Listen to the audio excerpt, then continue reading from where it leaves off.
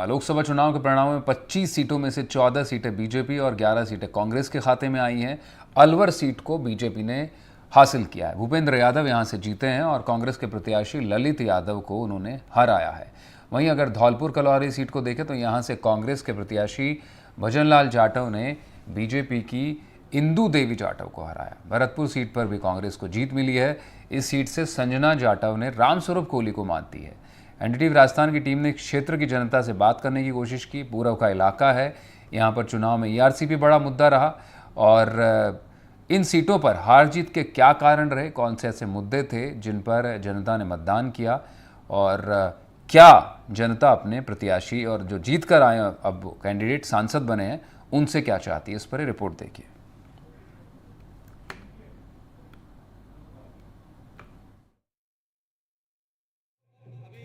2024 के परिणाम आने के बाद अब पूर्वी राजस्थान की सीटों पर भी अब आकलन किया गया, लोगों से चर्चाएं की गई, तो उनके परिणामों को लेकर के विश्लेषण अलग अलग तरीके के आए, जिसमें कहा गया कि साफ तौर पर कहीं ना कहीं मुद्दे अहम रहे हैं या कहीं जातिगत समीकरण अहम रहे हैं। वहीं अलवर, भरतपुर और धौलपुर करौली सीट की अगर बात की जाए तो अलवर सीट पर भाजपा ने बाजी मारी है, तो अलवर से नज़दीक के ही लगते हुए भरतपुर और धौलपुर करौली सीट पर कांग्रेस ने बाजी मारी है। इन दोनों सीटों पर कांग्रेस की जो हार जीत का अंतर है वो अंतर भी कुछ ज़्यादा नहीं है, लेकिन 51,000 से भरतपुर की सीट पर कांग्रेस ने बाजी मारी तो 98,000 की जीत पर करौली और धौलपुर की सीट पर बाजी मारी गई है। इन पूरे परिणामों को लेकर के जो विश्लेषण सामने आए उसमें साफ तौर पर माना जा रहा है कि जो इस बार मुद्दे अहम रहे हैं, मोदी फैक्टर जो है कहीं ना कहीं डाउन हुआ है। जो मोदी के नाम पर जो चुनाव लड़ा जा रहा था उस चुनाव को लेकर के परिणाम कहीं ना कहीं विपरीत नजर आ रहे हैं। अलवर की कठूमर विधानसभा सीट से जो संजना जाटव मात्र 400 वोटों से विधानसभा चुनाव में हारी थी, वो आज लोकसभा में भरतपुर सीट से 51,000 वोटों से जीत करके संसद में पहुंची हैं। ये जीत और हार के जो परिणाम है वो कहीं ना कहीं साफ करते हैं कि जो 25 की 25 सीटें लगातार राजस्थान से भाजपा को मिली थी, उसमें कहीं ना कहीं इस बार पूर्वी राजस्थान ने इसमें परिवर्तन ला दिया है। और दौसा हो या अलवर हो, इन सभी जगहों पर पूर्वी राजस्थान में इस बार जो अहम मुद्दा रहा, जो पिछले चुनावों में भी चला था लेकिन इस बार भी जो अहम मुद्दा रहा वो रहा पानी को लेकर के। ईआरसीपी को लेकर के दो पार्टियों ने लगातार इसका प्रचार प्रसार भी किया। ईआरसीपी को लेकर के यहाँ पर धन्यवाद यात्राएं भी निकाली गई। मुख्यमंत्री भजनलाल शर्मा के गृह जिले भरतपुर में भी यही मुद्दा अहम रहा था, जिसमें दो अलवर और भरतपुर में रैलियां हुई थी, जिसमें धन्यवाद यात्रा को लेकर के सभाएं की गई थी। लेकिन उसके बाद भी आज जो परिणाम है वो कहीं ना कहीं भरतपुर और धौलपुर करौली सीट पर कांग्रेस के खाते में गए हैं। जबकि अलवर का जो मार्जिन था, अलवर लोकसभा सीट की अगर बात करें तो यहाँ पर केंद्रीय मंत्री भूपेंद्र यादव को उतारा गया था और उनके सामने यहाँ पर स्थानीय विधायक, मुंडावर से स्थानीय विधायक ललित यादव को यहाँ उतारा गया। दोनों ही कैंडिडेट एक ही जाति समीकरण के रहे हैं और इसी के चलते इस बार ये फैक्टर देखने को मिला। यहाँ पर जो स्थानीय मुद्दे थे उनको छोड़ जनता ने इस बार जो सपोर्ट किया वो ललित यादव को सपोर्ट मिला, लेकिन भूपेंद्र यादव की जीत का जो मार्जिन है वो कहीं ना कहीं कम नजर आया। जो पूर्व में बालक नाथ जब यहाँ से चुनाव लड़े थे और सांसद बने, लेकिन आज वो तिजारा के विधायक हैं, लेकिन उनके जो परिणाम थे वो 3 लाख की हार जीत के अंतर में थे, लेकिन इस बार मात्र 48,000 तक सिमट कर रह गए हैं। तो ये सभी चुनाव परिणामों को लेकर के अलग अलग चर्चाएं अभी सामने आई हैं, लेकिन अभी दोनों ही पार्टियां विश्लेषण करने में जुटी हुई हैं कि कहां कमियां रहीं, क्या कमियों को दूर करने की आवश्यकता है, किन कारणों से ये परिणाम सामने आए हैं। इन परिणामों को लेकर के अभी पार्टियों में चर्चाओं का विषय बना हुआ है। लोकसभा चुनाव 2024 के परिणाम आने के बाद अब सियासी सरगर्मियां जो तेज हुई हैं उनको लेकर के आज हम जहां अलवर में चर्चा करेंगे। जो पूर्वी राजस्थान की सीटें हैं उनमें क्या मुख्यतः चीजें रहीं, क्यों कांग्रेस के खाते में गई और जो बीजेपी में आई हैं उनको लेकर के आज मुख्य चर्चा। कुछ पत्रकार साथी हमारे साथ मौजूद हैं, समाज से भी यहाँ मौजूद हैं और पार्टी के लोग भी कुछ यहाँ मौजूद हैं, उनसे हम ये चर्चाएं करेंगे। सबसे पहले हमारे पत्रकार साथी हैं प्रेम पाठक जी, उनसे चर्चा करेंगे। सर, आपका काफी पुराना अनुभव रहा है, क्या स्थिति को आप देखते हैं ये पूर्वी राजस्थान की जो सीटें हैं, भरतपुर हुई, धौलपुर हुई और अलवर सीट को लेकर के क्या विश्लेषण मानते हैं आप जो कल परिणाम आए? दरअसल इस बार लोकसभा चुनाव के जो परिणाम आए हैं वो अप्रत्याशित तो कहे जा सकते हैं, लेकिन जिस तरीके के अभी आपने बताया अलवर, भरतपुर और धौलपुर करौली, संभावना लोगों की इसी प्रकार के परिणाम की थी जिस तरीके के परिणाम आए हैं। उसके पीछे एक रीजन है कि जो स्थानीय मुद्दे हैं वो काफ़ी लोगों में दिमाग में जहन में तैर रहे थे। चुनाव में जिस तरीके की बातें नज़र आ रही थी वो मुद्दे सब गौण नज़र आ रहे थे चुनाव में बड़े नेताओं के द्वारा। और लोग चूँकि जिस तरीके की पूर्वी राजस्थान का भी बात की है, यहाँ पानी की समस्या एक बहुत बड़ी समस्या है जिसको लेकर हर आदमी यहाँ परेशान रहता है। लेकिन लोकसभा चुनाव के दौरान वो बातें तो आई नेताओं के द्वारा, लेकिन केवल भाषणों तक सीमित रही और लोग बाग एक तरह के धरातल पर परेशान होते रहे। तो उन सारी जो जिस तरीके की लोगों की समस्याएं थी वो सारा उन्होंने अपने मतों के माध्यम से परिणाम में रिफ्लेक्ट किया है। वही चीज़ का परिणाम सामने नजर आया है। जैसे अलवर की अपन बात करें तो अलवर में चूँकि सीधा मुकाबला था भारतीय जनता पार्टी और कांग्रेस के बीच में, दोनों ही एक ही वर्ग के दोनों प्रत्याशी यहाँ खड़े किए गए। पिछली चुनाव में लोकसभा के चुनाव को भी अगर हम थोड़ा इतिहास देखें तो काफ़ी बड़ी बड़ी जीतें यहाँ भारतीय जनता पार्टी की, या भारतीय जनता पार्टी ने इस बार हैट्रिक लगाई है। लेकिन पिछले जो 2 जीतें थी उससे मार्जिन बहुत कम घट के आ गया। उसका रीज़न यही रहा कि लोग धरातल पर परेशान होते रहे और नेता है जो केवल बयानबाजी या भाषणों में उन समस्याओं का जिक्र करते रहे, फील्ड में निपटाने की किसी ने बात नहीं की। उन सारी चीज़ों को लेते हुए वही चीज़ परिणाम में इस तरीके से दिखाई पड़ रहे हैं। ये पूरा अभी तक आपका विश्लेषण आप मानते हैं। तो सतीश जी हैं, सतीश जी क्या पूरा माहौल नजर आता है पूर्वी राजस्थान को लेकर के? पानी की समस्या की बात आई, क्या उसने इफेक्ट ज्यादा किया इस बार ईआरसीपी का जो पिछले 10 सालों से मुद्दा चला रहा है चुनाव में? देखिए, अलवर अगर लोकसभा की बात करें, अलवर लोकसभा में पानी का बहुत बड़ी क्राइसिस है। पूरा क्षेत्र लगभग डार्क जोन में है और भारतीय जनता पार्टी के प्रत्याशी ने सिर्फ एक ही बात रखी कि मैं अगर जीतता हूं तो मैं यहाँ पानी की समुचित व्यवस्था करूंगा। सिंचाई पार्टियां जैसे लगातार मुद्दा रहा चुनाव, लेकिन उसके बाद भी जो परिणाम आए वो कोई बहुत संतोषजनक मुझे नहीं लगते। क्यों? जब पूरा लोकसभा क्षेत्र पानी से तरस रहा है और जब हमारा कैंडिडेट भारतीय जनता पार्टी का ये कह रहा है कि मैं पानी लेकर के आऊंगा, यमुना का पानी लेकर के आएंगे, चंबल का लेके आएंगे। कांग्रेस के कैंडिडेट ने कभी भी पानी लाने की बात नहीं की, उन्होंने सिर्फ लोकल का मुद्दा रखा और लोगों ने लोकल के मुद्दे पर उनको इतने ज्यादा वोट दे दिए। मैं समझता हूं लोगों को यहाँ पानी की बहुत ज्यादा जरूरत नहीं है क्योंकि यहाँ कोई मुद्दों का चुनाव नहीं था। मैं इसलिए कह रहा हूं कि लेकिन अगर आप अलवर के साथ ही बात करें, अलवर के लगते भरतपुर में, अलवर के लगते दौसा में, अलवर के लगते ही धौलपुर करौली में, वहाँ कांग्रेस ने बाजी मारी है। मैं वही कह रहा हूँ कि यहाँ कोई मुद्दे पर कोई चुनाव या वोटिंग करता ही नहीं है। व्यक्ति पता नहीं क्या देख रहा है, अपना खुद का स्वार्थ देख रहा है, उसको नहीं लग कहीं भी कोई देश की बात कर रहा है, कहीं भी कोई किसी अच्छी काम की बात कर रहा है। मोदी फैक्टर चला है, निश्चित रूप से मोदी फैक्टर चला है। अगर मोदी फैक्टर नहीं चलता तो 241 सीटें देश में नहीं आती। लेकिन उसके अलावा क्योंकि चुनाव इस तरह का चुनाव रहा, विपक्ष इसमें कामयाब भी रहा कहीं ना कहीं तक, जो लोगों को भड़काने और डराने का काम किया कि लोकतंत्र खतरे में है, लोकतंत्र को बदल देंगे, संविधान को बदल देंगे, आपका आरक्षण खत्म कर देंगे, ये सब मुद्दे हावी रहे। तो आप ये मानते हैं कि अभी अलवर में लोगों को मुद्दे नहीं थे, जातिगत मुद्दे नहीं थे? बिल्कुल मुद्दे नहीं थे। यहाँ पर पता ही नहीं लोगों ने किस मुद्दे पर वोट दिए। अगर मुद्दे होते तो मैं कह रहा हूं कि कम से कम अब भी 3 लाख वोटों से जीतते, क्योंकि यहाँ मोदी फैक्टर आज भी काम कर रहा था। अलवर की जनता शहर की जरूर समझदार थी, उस चीज को समझ गई, लेकिन ग्रामीण क्षेत्र के लोगों ने पता नहीं क्या सोच करके वोट दिया, हमारे समझ में नहीं बैठ रहा। क्यों? क्योंकि जब हम कह रहे हैं कि हम यमुना का पानी लेके आएंगे, हमका मतलब भूपेंद्र जी कह रहे हैं कि मैं यमुना का पानी लेके आऊंगा, ये मेरी प्रतिबद्धता है। उसके बाद अगर राज क्षेत्र से उनको बराबर वोट मिले तो सोचने का विषय है। ये चर्चा का दौर है, इसमें हम और भी साथी हैं यहाँ पर, उनसे चर्चा कर लेते हैं। सर, आप क्या मानते हैं जो अभी चुनाव परिणाम जो सामने आए? देखिए, निश्चित इन नतीजों को किस शैली में देखते हैं आप? निश्चित रूप से मैं ये बता देना चाहता हूँ यहाँ पर अभी पार्लियामेंट के इलेक्शन हुए हैं और जिस तरीके से एक आबो हवा बनाई गई थी पिछली बार का भी ध्यान में रखते हुए कि अब की बार 400 पार, अब की बार 25-0 आएगी। पहली बात तो जो बीजेपी के लोगों ने एक हवा बनाई, पिछली बार ये 25 नहीं आई थी, 24 आई थी, लेकिन बार बार 25 करते थे, पहली बात। दूसरी बात, राजस्थान के गांधीवादी मुख्यमंत्री अशोक गहलोत जी ने जबरदस्त काम किया, लेकिन कुछ कारण ऐसे थे जिससे हम लोग पिछड़ गए। जो योजना एक्सीलेंट चलाई थी, सुनो, उनको मुद्दे को नजर में ध्यान रखते हुए राजस्थान की जनता ने पोल किया है। रही धौलपुर करौली की बात, वहां भी कम से कम 99,000 वोटों से हम लोग जीते हैं। आपके अपने लगते हुए भरतपुर से जो जिला पार्षद है हमारी कठुमर की, हमारे अलवर जिले के रहने वाले जिला पार्षद से राजनीतिक जीवन की शुरुआत की और मात्र 200 वोटों से वो कठुमर एमएलए का चुनाव हार गए और अब की बार वो लगभग 58,000 वोटों से वहां विजयी हुए।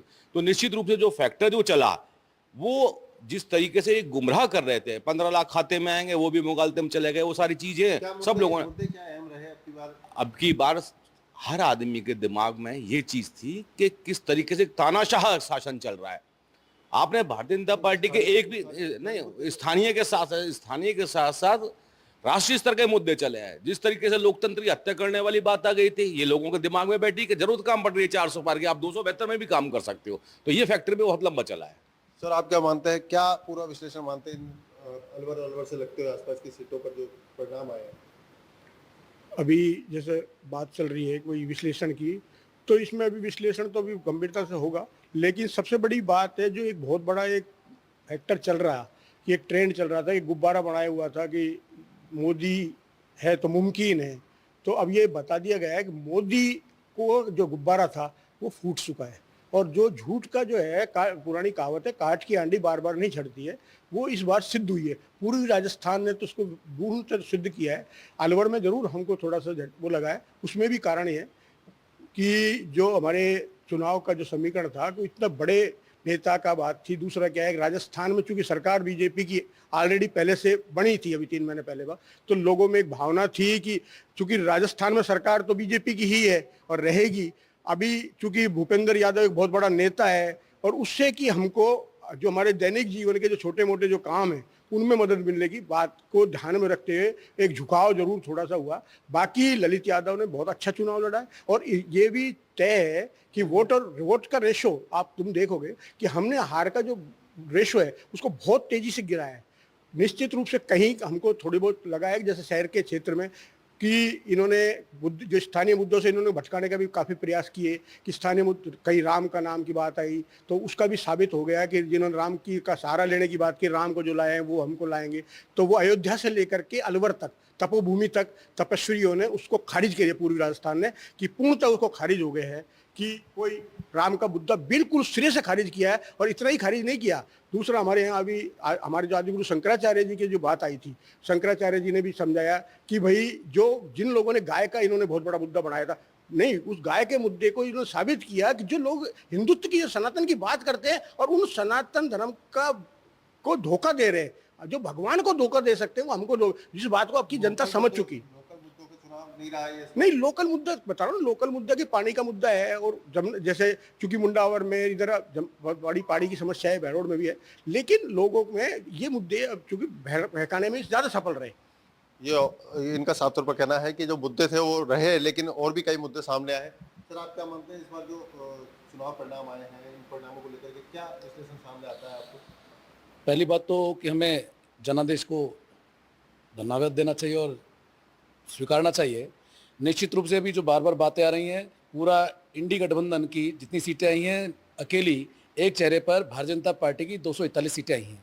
तो पहली बात तो कि मोदी का जादू आज भी चल रहा है और वो फैक्टर काम कर रहा है। दूसरा मेरा निवेदन ये है, हाँ, यही बात कि भारतीय जनता पार्टी हम राष्ट्रीय मुद्दों पर, राष्ट्र पर और हमारे राष्ट्रवाद पर चुनाव लड़ रहे थे, और कहीं ना कहीं हमसे एक छोटी जो चूक हुई, हल्की सी वो चूक निश्चित रूप से स्थानीय मुद्दों को लेकर हो सकती है। हम जो आदरणीय बड़े भाई साहब भी चर्चा की, सभी लोग चर्चा करते हैं कि आप अलवर को लेकर देख सकते हैं, अलवर में भारतीय जनता पार्टी ने तीसरी बार हैट्रिक बनाई है। वोट प्रतिशत भारतीय जनता पार्टी का घटा है, पर ओवरऑल देखा जाए तो वोटिंग परसेंटेज घटा भी। इस बार लोगों ने वोटिंग परसेंटेज में या तो इसको गर्मी का कारण माने, शादी ब्याहों का कारण माने, या फिर किसान वर्ग में लावणी वगैरह जो चल रही थी, खेतिहर लोग थे, तो बहुत सारे कारण रहे कि मतदाता बाहर तक नहीं आ पाया। तो एक बड़ा कारण ये रहा कि वोट प्रतिशत घटा, और उसका सीधा साधा नुकसान, वोट प्रतिशत मतदाताओं के बाहर नहीं आने का नुकसान भारतीय जनता पार्टी को हुआ, जिससे हमारी भारतीय जनता पार्टी के कैंडिडेट्स को वोट प्रतिशत कम मिला। ये चर्चा निकल के आई, अब उनका पूरा हमारे पत्रकार साथी हैं, उनसे भी चर्चा कर लेते हैं। सर ये जो सारी बातें निकल कर आई, इसमें क्या आप मानते हैं, क्या मुख्य बात रही कि आज भरतपुर में कांग्रेस ने बाजी मारी और अलवर में जो मार्जिन है वो काफी कम हुआ? अभी जैसे सभी साथियों ने अपनी अपनी बातें बताई, एक बात तो इसमें क्लियर है कि ये जो चुनाव हुआ है और चुनाव के जो परिणाम आए हैं उसमें बहुत सारी फैक्टर काम किए हैं। जैसा अभी कुछ साथियों ने कहा कि कोई मुद्दा नहीं था, स्थानीय मुद्दे नहीं थे, ऐसा नहीं है। चुनाव में मुद्दे रहे हैं और चुनाव का जो परिणाम आया है वो भी मुद्दों पर आधारित ही परिणाम है। चाहे वो स्थानीय मुद्दे रहे हों, चाहे एक पूरे राष्ट्रीय स्तर के मुद्दे रहे हों, सभी तरीके के मुद्दे को लेकर हुआ परिणाम आया है। दूसरी बात ये कहा गया कि साहब किसी मोदी फैक्टर का, निश्चित रूप से मोदी फैक्टर का उतना जादू तो इस बार नहीं चल पाया जितना कि पिछले 2 चुनावों में रहा है, लेकिन ये है कि मोदी नाम इस चुनाव में फिर भी गूंजा है। जो संजना जाटव यहाँ विधायक का चुनाव हारी थी 400 वोटों से, वो वहाँ पर 52,000 की जीत लेके आई हैं लोकसभा में, उनको किस नजर देखते हैं आप? जैसा मैं आपको बता रहा हूँ कि इस बार चूंकि चुनाव में मुद्दे रहे हैं, तो मुद्दे जैसे महंगाई का मुद्दा काफ़ी गूंजा है, बेरोजगारी का मुद्दा गूंजा है, ये सारे प्रभाव कहीं न कहीं चुनाव में असर डाला है।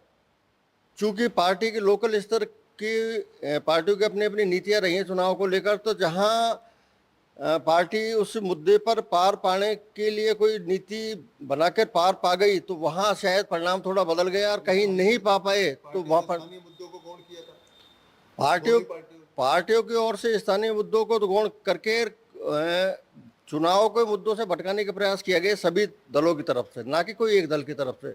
लेकिन लोगों के दिमाग में मुद्दे थे, ऐसा नहीं है। पानी से लेकर महंगाई, बेरोजगारी से लेकर और बहुत सारे मुद्दे हैं जो इस चुनाव में काम किए हैं, और उसका परिणाम जो आया है उसमें कहीं न कहीं वो परिलक्षित हो भी रहे हैं। सतीश जी, आपसे जानना चाहेंगे क्या स्थितियां रही कि आप अलवर से रहते हैं, भरतपुर जिला है, मुख्यमंत्री अपने गृह जिले में लोकसभा सीट नहीं निकाल पाए?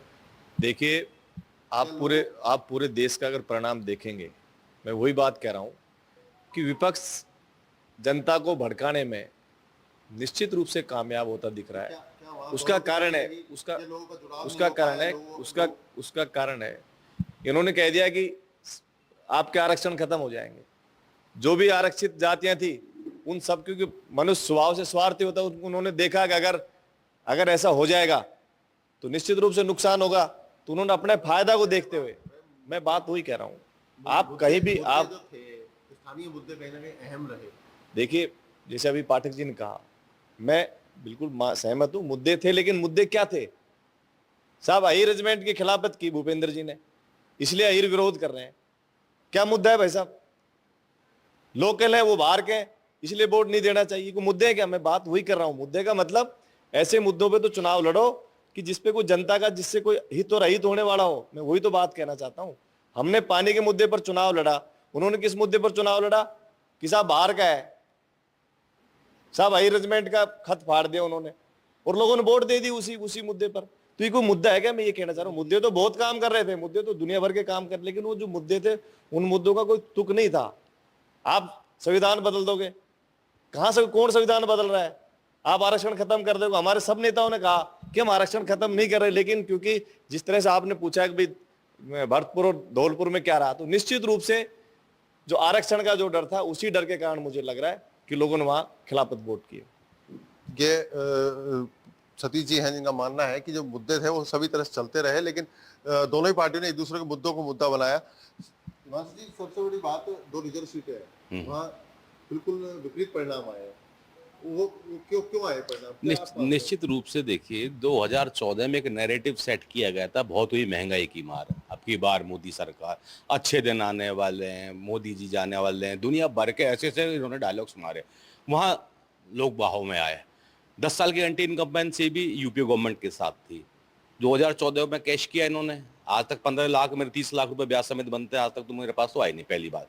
दूसरी बात, 2000 उसके बाद अगला चुनाव आया, 14 का के बाद में 19 का चुनाव आया, तो पुलवामा को इन्होंने इशू बना लिया, देशभक्ति की बातें करने लगे।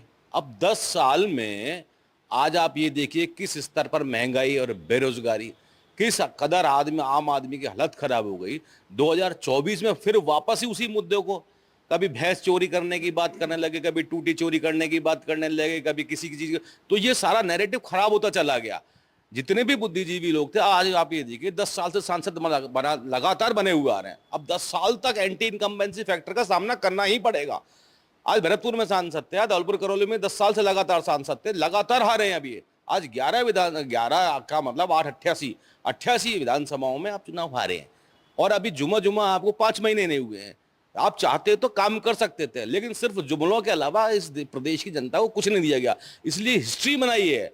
जीरो की बात करने वाले लोग आज मुंह ताकते रह गए कि 25 में से 11 सीटें रह जाए। और भी कई सीटें ऐसी थी जहां हम हमारी कमजोरी मान लेते हैं। नहीं, अलवर में हम थोड़ा खुद लेट हो गए टिकट में, नहीं भूपेंद्र जी का पता ही नहीं चलता कहाँ थे वो, हमारी टिकट वितरण में देरी हो गई। हम मानते हैं इस चीज को, कई परिस्थितियां ऐसी रही हैं। वो स्थानीय लड़का है, उसने काम किया है। अब देखना कहाँ आएंगे वो भूपेंद्र जी, नहीं आने वाले हैं। हालत जो है ना, पूरा प्रदेश जानता है किस तरीके से हाहाकार पता इन 5 महीनों में मचा दिया। पानी की बात जलदाय मंत्री कौन थे? ये खुद कैबिनेट मंत्री थे, अब पानी लाने की बातें करते। तो ये चीजें लोगों के जहन में बैठी, इसलिए पूरी तरफ चारों तरफ कांग्रेस का माहौल पूर्वी राजस्थान में रहा है। पटेल जी, क्या मानते हैं आप समीकरणों को लेकर? क्या जाति के समीकरण रहे होंगे? क्या वर्गों का दौर रहा होगा? दरअसल हर चुनाव में जातिगत समीकरण अपना एक अहम रोल अदा करते हैं। इस चुनाव में भी जातिगत समीकरण ने अपना रोल अदा किया है। तो बिल्कुल ये पूरा जो अभी हमने चर्चा है कि चुनाव विश्लेषण को लेकर के, चुनाव के जो परिणाम आए हैं उनको लेकर के सभी ने अपनी राय रखी, तो उसमें सबसे अहम बात जो निकल कर आई है कि इस बार चुनाव परिणाम में जो परिवर्तन आए हैं वो कहीं ना कहीं दोनों ही पार्टियों के कार्यशैली को लेकर के परिणाम बदले हैं। कहीं लोगों ने अपने स्थानीय मुद्दों को रखा है, कहीं जातिगत समीकरणों का दौर रहा है। इसी के चलते परिणाम बदलते नजर आए हैं। अलवर से मुदित गौड़, NDTV।